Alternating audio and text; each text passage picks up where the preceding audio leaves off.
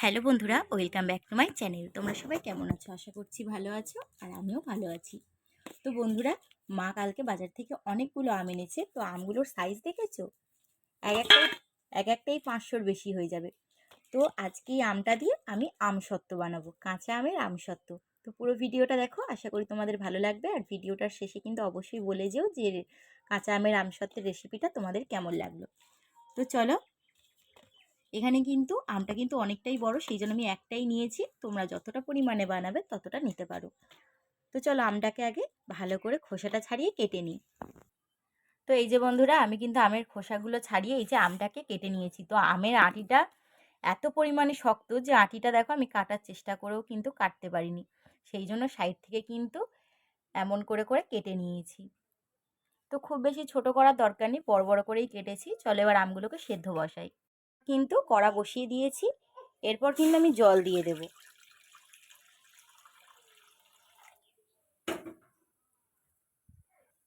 এরপর আমি যে আমগুলো কেটে রেখেছিলাম সেই আমগুলো কিন্তু দিয়ে দিলাম। আর আমগুলো কিন্তু সেদ্ধ হতে বেশি সময় লাগবে না। তো এবার ঢাকা দিয়ে দিই আমি। চলো আমটা সেদ্ধ হয়ে যাক, 10 মিনিটও কিন্তু সময় লাগবে না, খুব তাড়াতাড়ি কিন্তু সেদ্ধ হয়ে যাবে। আমটা কিন্তু ফুটে উঠেছিল, তখনই কিন্তু আমি অফ করে দিয়েছি। দিয়ে কিন্তু থালা ঢাকা দিয়ে রেখেছিলাম। এবার কিন্তু আমি নামিয়ে নেব। চলো নামিয়ে নিই। এই যে একটা গামলির ওপরে একটা ছাঁকনি নিয়ে নিয়েছি। এরপর কিন্তু আমটা এই ছাঁকনির মধ্যে ঢেলে দেব। এই যে বন্ধুরা, এই যে গামলিতে যে জলটা আছে, মানে আমের সেদ্ধ করা জলটা, এটা কিন্তু ফেলবো না, এটাও লাগবে। তো আমটা কিন্তু প্রচুর গরম, সেই জন্য একটা গ্লাস নিয়েছি। আর গ্লাস দিয়ে কিন্তু এইভাবে আমের পাল্পটাকে বার করে নেব, কিন্তু জলের মধ্যে নয়, আলাদা একটা থালায়। আর জলটা ততক্ষণ থাক। আর এই যে দুটো শুকনো লঙ্কা আমি হালকাভাবে একটু ভেজে নিয়েছি, এই দুটোকে একটু গুঁড়ো করে নেব।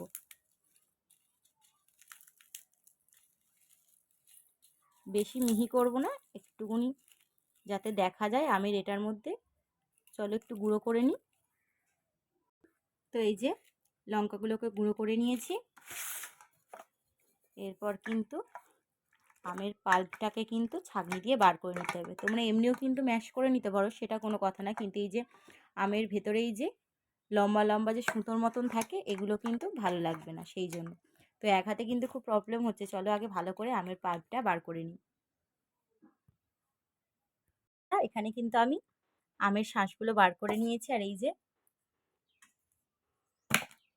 আর হচ্ছে না, সেই জন্য আর বার করব না। তো প্রথমে হাতা দিয়ে করেছি, গ্লাস দিয়ে করেছি, হয়নি, হাত দিয়েই করেছি। আর প্রচুর গরম ছিল, হাতটা লাল হয়ে গেছে। তো এরপর কিন্তু কড়াইতে ঢেলে দেবো আমি।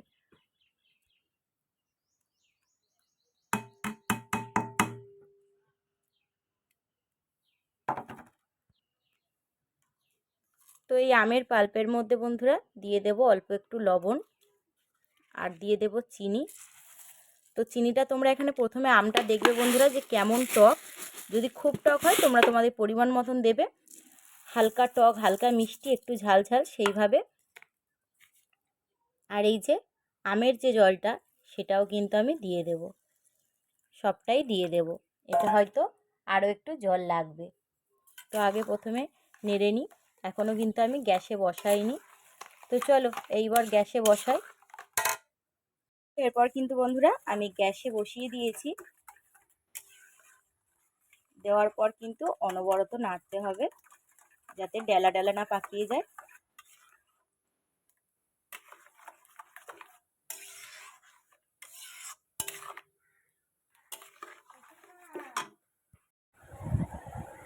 এরপর কিন্তু বন্ধুরা ফুটে উঠেছে, সেই জন্য কিন্তু আমি লঙ্কাটা যে ভেজে গুঁড়ো করে রেখেছিলাম সেটা কিন্তু দিয়ে দিলাম। তো দেখো বন্ধুরা, প্রায় কিন্তু আমসত্ত্ব হওয়ার জন্য একদম কিন্তু রেডি। খুব বেশি কিন্তু একদম আঠা আঠা করবো না, বা একদম পুরো গায়ে গায়ে করবো না, তাহলে কিন্তু আমসত্ত্বটা ভালো হবে না। তো তোমরা এখানে দেখতেই পাচ্ছ যে আমি কতটা পরিমাণে পাতলা রেখেছি, আবার খুব পাতলা না, খুব মোটা না, একটু হালকা গাঢ় টাইপের।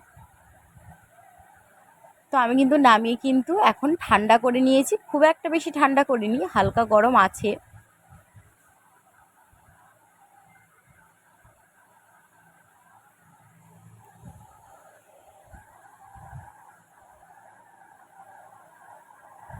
তো এরপর যেটা করতে হবে, এখানে আমি থালা নিয়ে নিয়েছি আর থালায় কিন্তু সর্ষের তেল মাখিয়ে নিয়েছি।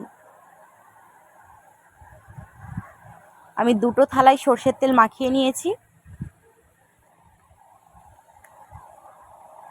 যাতে করে আমসত্ত্বটা কিন্তু তাড়াতাড়ি উঠে চলে আসে শুকিয়ে গেলে সেই জন্য।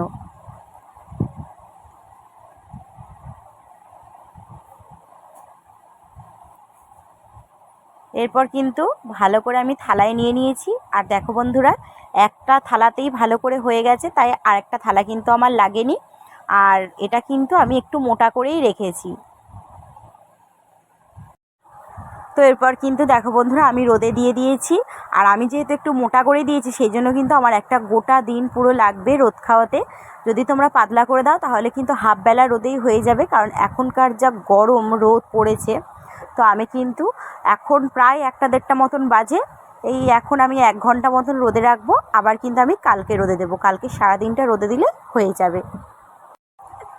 তো এই যে বন্ধুরা, আমসত্ত্বটা কিন্তু একদম রেডি। তো তোমাদের আরেকটা কথা বলি, এখন তোমরা ভাববে যে থালা তো আমি একদম পুরো ভর্তি করে দিয়েছিলাম, তাহলে এইটুকুনি হয়ে গেল কি করে? তো বিষয়টা হচ্ছে, রোদে দিতে গিয়ে না থালাটা একটু ইটের খাঁজে পড়ে থালাটা না মানে একটু আর হয়ে গেছিলো, একটু গড়ে আর হয়ে গেছিলো। আর হয়ে গিয়ে কিছুটা আমসত্ত্ব পড়েই গেছিলো। কালকে যেহেতু নরম ছিল সেই জন্য পড়েই গিয়েছিল কিছুটা। তো কি করব, মন খারাপ নিয়ে আমি ভেবেছিলাম যে সবটাই মনে হয় পড়ে গেছে, তারপর দেখলাম যে থালায় অল্প আছে। তো এরপর কিন্তু আমি সেই থালাটা তুলে, আবার কিন্তু একদম কম ছিল সেইটা এরকম আবার সুন্দর করে হাত দিয়ে ভালো করে বিছিয়ে দিয়েছিলাম। আর একটু গোল করে চারকোনা এই গোল করে শেপ করে নিয়েছি সুন্দর করে, দেখতে ভালো লাগার জন্য। অনেকটাই পড়ে গেছিলো তো সেই জন্য।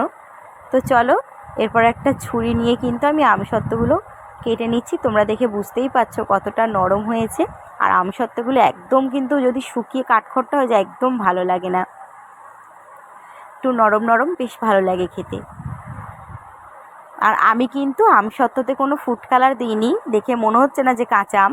তো তোমরা চাইলে কিন্তু দিতেই পারো, আর আমসত্ত্বয় কিন্তু ফুড কালার দেওয়ার কোনো দরকারই নেই, তোমরা একটু দেখতে ভালো লাগার জন্য দিতেই পারো। তো দেখো আমসত্ত্বগুলো কি সুন্দর হয়েছে না, একটু ঝাল ঝাল হয়েছে হালকা হালকা, বেশ ভালো লাগছিল খেতে।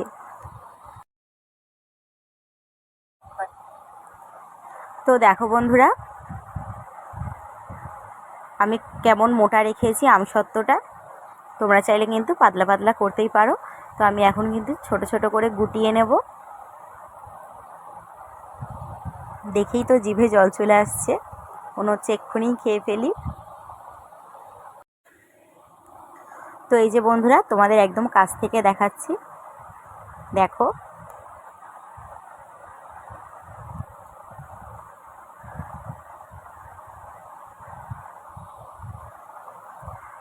আর আমসত্ত্বটা কিন্তু দারুণ হয়েছিল, একটু টক টক মিষ্টি মিষ্টি আর একটু ঝালও হয়েছিল, কারণ আমি একটু শুকনো লঙ্কা দিয়েছিলাম, তোমরা দেখতেই পাচ্ছ।